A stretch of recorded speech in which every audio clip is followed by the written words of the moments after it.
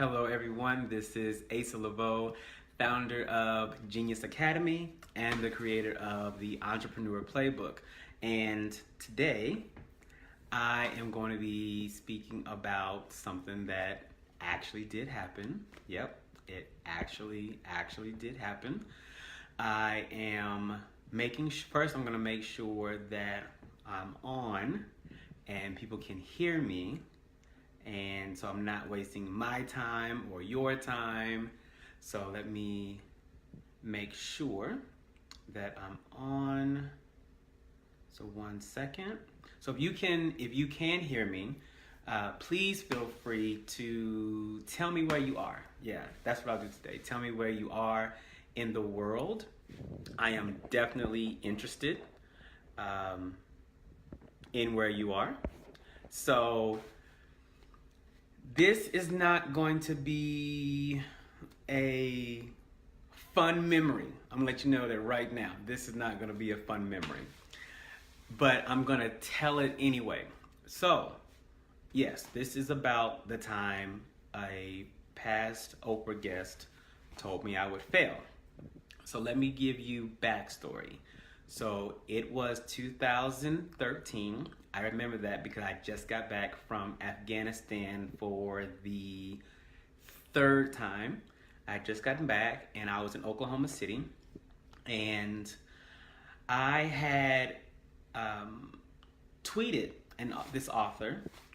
this particular author that I had made reference to his book in my book. And he was like, "Oh, that's so cool. Love what you're doing. Let's get on the call." I was like, wow, like this is a big thing. Like, you were on Oprah, not once, but twice. Like, and y'all, come on, y'all know, when you're on Oprah, the Oprah Winfrey show, when you were on that show, your success skyrocketed, your book sales increased. Like that's an instant thing. That's alchemy at its best, as far as what she's able to do.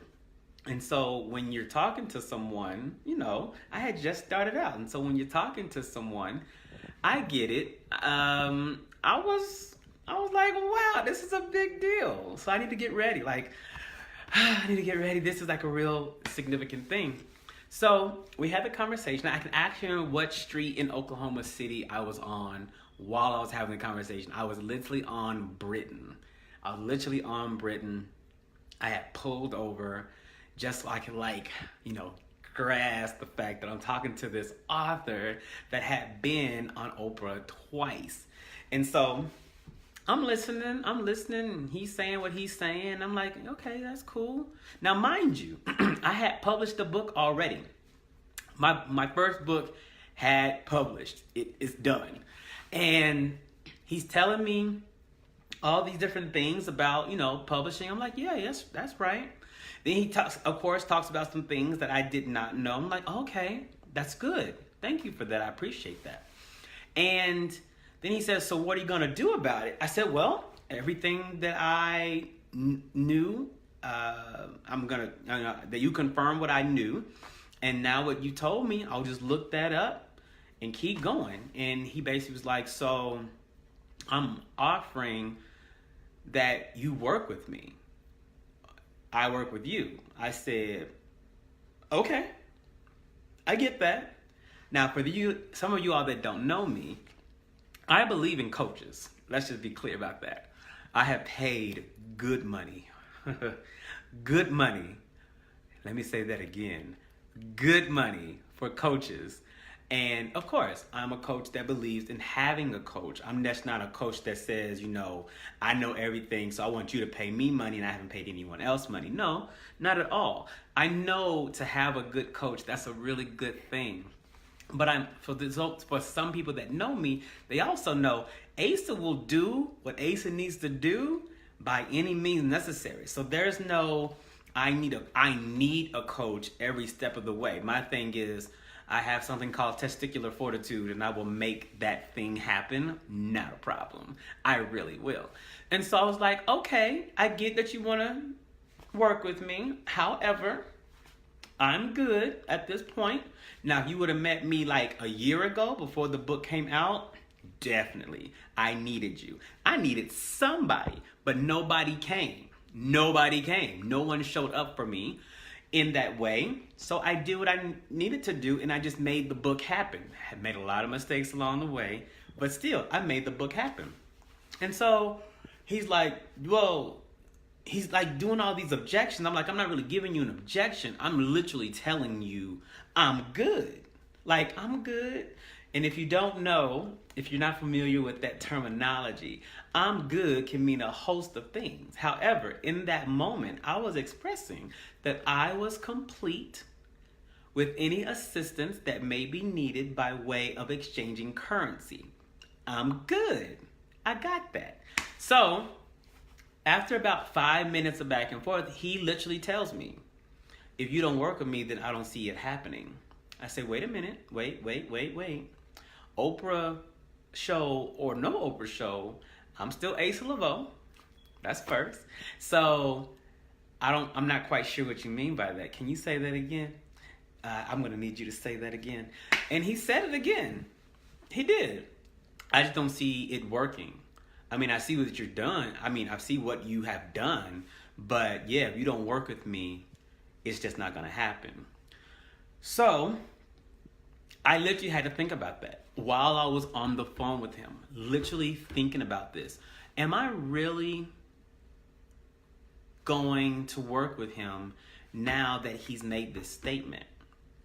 Like, am I really going to do this? Because now it doesn't feel good. I was even considering the possibility of maybe later on, because I knew I was going to do another book eventually. But now when you tell somebody that if you don't work with me, you won't make it, that's just another feeling altogether strange and different. So again, I declined. I told him that I was more than willing to be in contact, and he was not, as you foresee. No, I'm not going to say his name because, I'm just not going to say his name. I'm not going to say his name. Certain things that are on social media, I can screenshot. That's different. But in regards to having a phone conversation, no, not for this one. I'm giving enough details as it is, because if you read my books, you can pretty much find out who I'm talking about.